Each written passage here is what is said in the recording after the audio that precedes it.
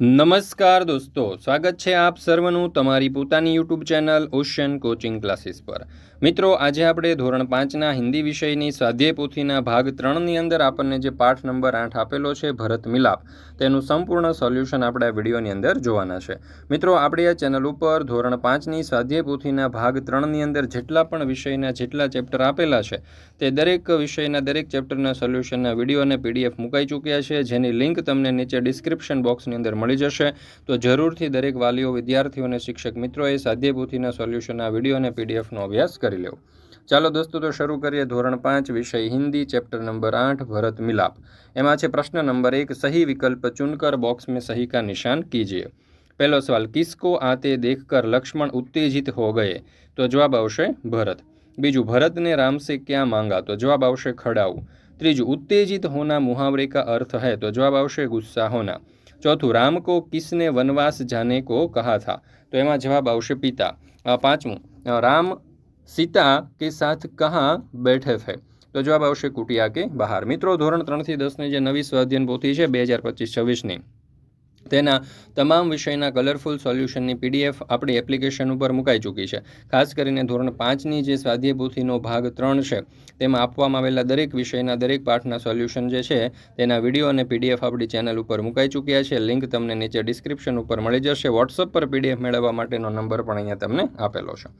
ચાલો, ત્યાર પછી છે પ્રશ્ન નંબર 2, વિકાસ क्रम के अनुसार उचित क्रम में लिखिए। तो અહીંયા તમે જોઈ શકો છો 5 વાક્યો આપણને આપેલા છે અને આપણે યોગ્ય ક્રમમાં લખવા હોય તો આ રીતે લખી શકીએ। પહેલું, इसमें बेचारे भरत का क्या दोष? बीजू, मुझे क्षमा कीजिए प्रभु।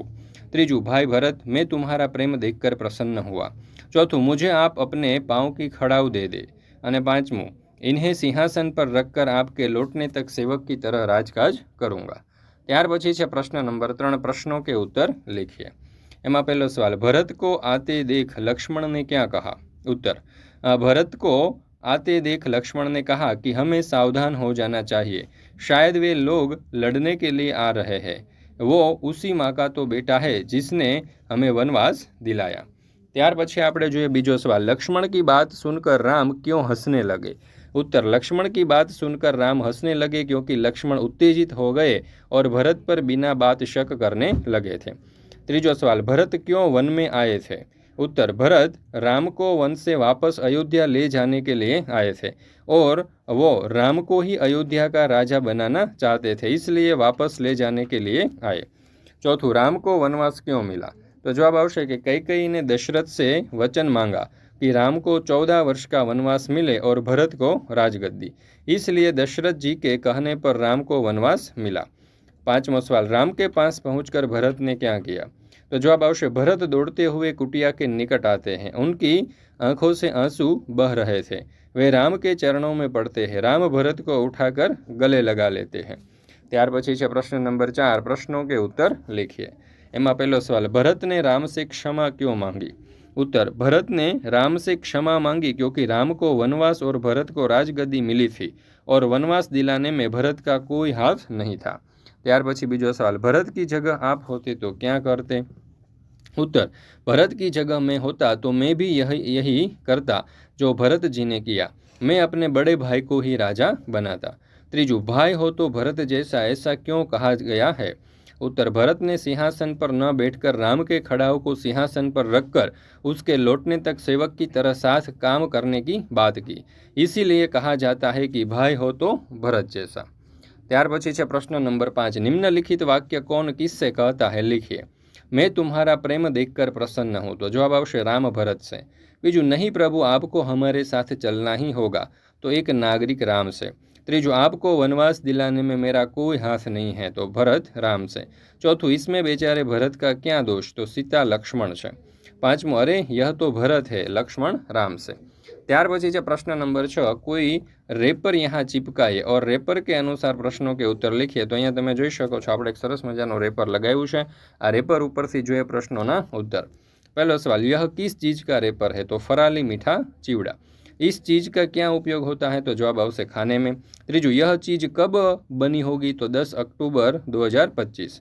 इसका उपयोग हम 3 महीने के बाद भी कर सकते हैं, तो जवाब आवश्य नहीं। पांचवुं, यह चीज़ कहाँ बनी हुई है? तो वील भलगाम डिस्ट्रिक्ट मोरबी। छठ्ठू, इस रेपर पर और कौन सी जानकारी दी गई है? तो बनाने में लगती सामग्री, कंपनी का नाम, एक्सपायर डेट, न्यूट्रिशन इन्फॉर्मेशन आदि। इसकी कीमत क्या है? तो जवाब आवश्य 10 रुपीज़। ત્યાર પછી છે પ્રશ્ન નંબર 7, निम्नलिखित वाक्यों में से संज्ञा पहचानिए। पहलू, परेश जा रहा है, तो जवाब आवश्य संज्ञा में परेश। हिमालय बहुत ऊंचा है, तो यहाँ आवश्य हिमालय। नदी को हम माता कहते हैं, तो यहाँ आवश्य नदी अने माता। गीता खेल रही है, तो यहाँ आवश्य गीता। लड़के नाच रहे हैं, तो लड़के। पुस्तक पढ़ना अच्छी बात है, तो पुस्तक अने बात।